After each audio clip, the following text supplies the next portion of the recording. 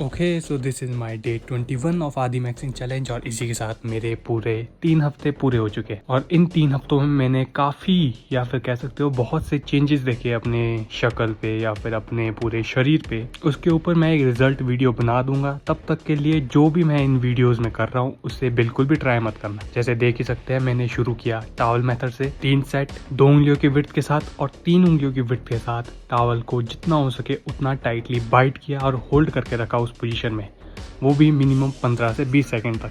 पहला सेट 2 उंगलियों की विड्थ के साथ, दूसरा सेट 3 उंगलियों की विड्थ के साथ, तीसरा सेट 2 उंगलियों की विड्थ के साथ और इसके साथ होल्डिंग डन।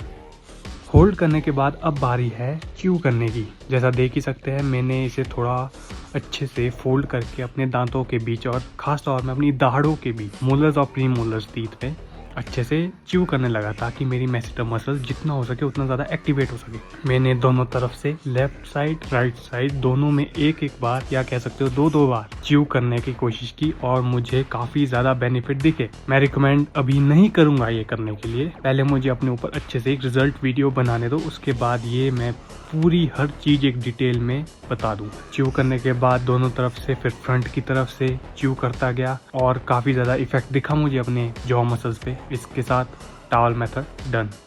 टॉवल मेथड के बाद अब बारी है बोन स्मैशिंग की। तो मैंने अपना छोटा सा हैमर ले लिया है और इसे एक कपड़े में डाल दिया है। पहले स्टार्ट करेंगे थोड़ी सी बीटिंग वार्म अप के लिए। जैसे ही मेरे चीक बोन या मेरा मुंह वार्म अप हो जाए उसके बाद मैं नेकेड हैमर के साथ अपने मुंह पे मारूंगा। मैं अभी भी रिपीट कर रहा हूँ, बिल्कुल भी ट्राई मत करना बोन स्मैशिंग। मुझे पहले इसके ऊपर एक डिटेल वीडियो बनाने दो, उसके बाद मैं सब कुछ ये रिकमेंड कर सकता हूँ तुम्हारे लिए। और मैंने सबसे बड़ा साइड इफेक्ट जो बोन स्मैशिंग का देखा है वो है पफीनेस।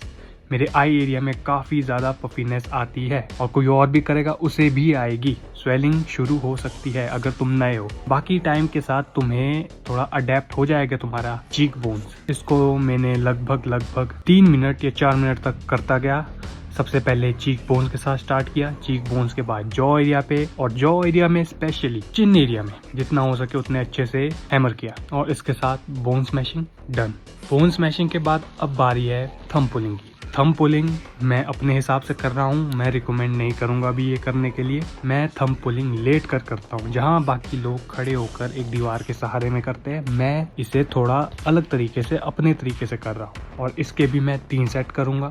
तीनों सेट में 20 से 25 सेकेंड का फुल फोर्स दोनों अंगूठों से अपने अपर पैलेट में दूंगा ताकि फॉरवर्ड ग्रोथ अच्छे से हो सके। थंब पुलिंग के 3 सेट अच्छे से करने के बाद अब बारी है नेक कर्ल्स की। नेक कर्ल्स मैं सिर्फ 2 ही सेट करूंगा क्योंकि इससे ज़्यादा करने से आपकी नेक में या कह सकते हो मेरी नेक में खुद मुझे फील होता है पेन बहुत ज़्यादा हो जाती है अगले दिन के लिए। तो मैं इसके 2 सेट करूंगा और 2 सेट मैक्स रैप्स, जितना हो सके उतना अच्छा और जेंटल तरीके से, ज़्यादा फोर्स ना डालते हुए नेक पे। मैं सबसे ज़्यादा फोकस अपनी कॉन्ट्रैक्टिंग पोजीशन और स्ट्रेचिंग पोजीशन में करूँगा और इनकी इन बिटवीन पोजीशंस के बीच में मैं जितना हो सके उतना ज़्यादा मसल माइंड कनेक्शन बनाने की कोशिश करूँगा। और इसके मुझे प्रभाव दिख रहे हैं, लेकिन रिकमेंड मैं ये भी नहीं करूँगा जब तक मेरे 30 डेज आदि मैक्सिंग चैलेंज पूरे ना हो जाए। इसके मैंने लगभग 2 सेट किए, दोनों सेट मैक्स रैप्स और इसके साथ नेक कर्ल्स ख़त्म। नेक कर्ल्स के बाद अब बारी है डर्मा रोलर यूज़ करने की। तो जहाँ जहाँ मेरे बाल है मुंह में, मेरे बियर्ड एरिया में, मुस्टैच एरिया में और मेरे आईब्रोज में मैंने अच्छे से रोलर को यूज़ किया। और अगर कोई जानना चाहता है तो मैं 1 मिलीमीटर का डर्मा रोलर यूज़ करता हूँ और मैं ये अभी बिल्कुल भी रिकमेंड नहीं करूँगा किसी को।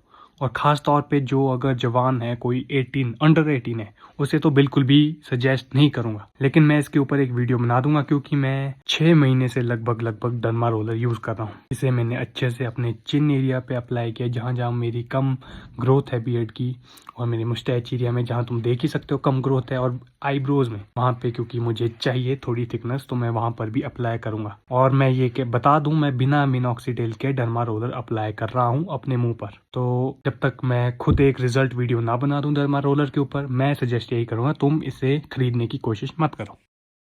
ओके सो अब बारी है डर्मा रोलिंग के बाद फेस वॉश यूज करने की। तो जितना भी मेरे मुंह पे ऑयल बिल्डअप है और जितने भी मैंने पोर्स है जो क्लॉग हो चुके हैं मेरे ऑयल की वजह से या डस्ट की वजह से, अब उसको साफ करने की कोशिश करूंगा। जेंटली हल्का सा फेस वॉश अप्लाई करूंगा अपने फोरहेड से चीक एरिया पे, चीक एरिया से आईब्रोज पे, आईब्रोज और अंडर आईज पे, और स्पेशली चिन एरिया पे जहाँ पे मेरे सबसे ज्यादा ऑयल और स्वेट बिल्डअप होता है। फेस वॉश यूज करना ये तुम्हारे ऊपर निर्भर करता है, बाकी मैं इसके ऊपर भी एक डिटेल्ड वीडियो बना दूंगा अपने आदि मैक्सिंग चैलेंज के बाद। तब तक के लिए स्टे ट्यून और सब्सक्राइब करके रखो। तो जैसे ही मैंने हल्का फुल्का पानी लगाकर ताकि फेस वॉश मेरे मुंह पर सूखे ना, मैंने लगभग 3 मिनट तक अच्छे से मसाज किया, जेंटली मसाज किया, कोई भी ज्यादा ऐसे फोर्स अप्लाई नहीं की, बस हल्का फुल्का उंगलियों से मसाज किया और ऑल सेट। ओके सो अच्छे से मुंह धोने के बाद अब बारी है थोड़ा सा मॉइस्चराइज करने की, या फिर कह सकते हो फेशियल मसाज और लिम्फेटिक ड्रेनेज करने की। तो जैसे देख ही सकते हो मैं इसके लिए